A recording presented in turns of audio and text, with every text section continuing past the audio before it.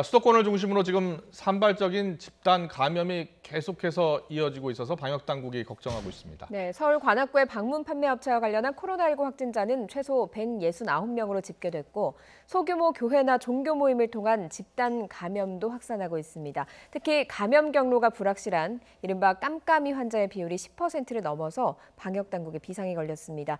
현장에 나가 있는 취재기자 연결해서 알아보겠습니다. 엄윤주 기자.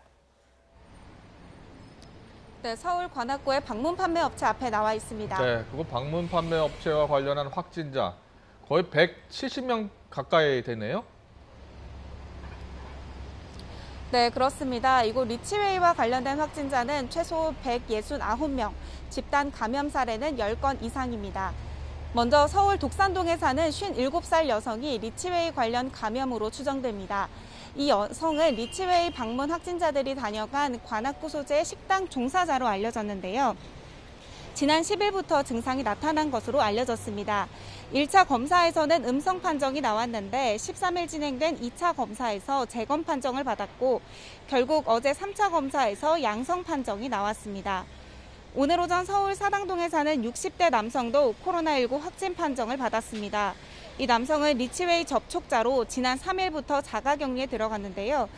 지난 4일 진행된 1차 검사에서는 음성 판정을 받았는데 자가격리 해제 전 어제 2차 검사를 받고 오늘 최종 양성 판정을 받았습니다.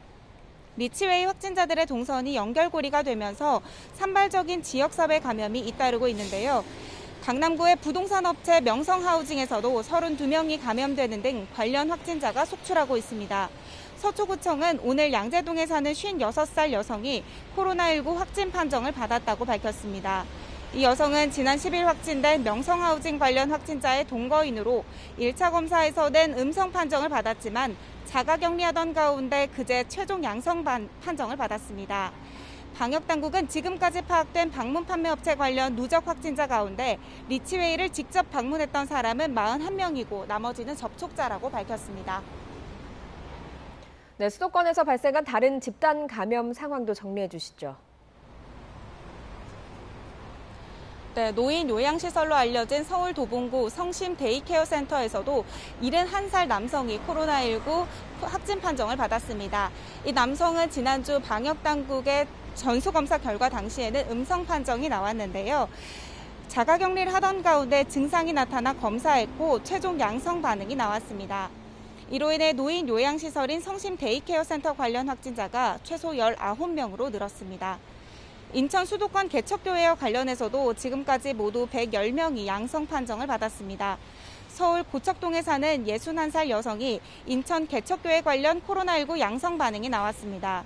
이 여성은 고척동 평안교회 목사로 지난 2일 개척교회 관련 확진자의 접촉자로 분류돼 검체 검사를 받고 음성 판정을 받았습니다. 자가격리를 하던 가운데 어제 진행된 재검사에서 오늘 오전 최종 양성으로 판명됐습니다.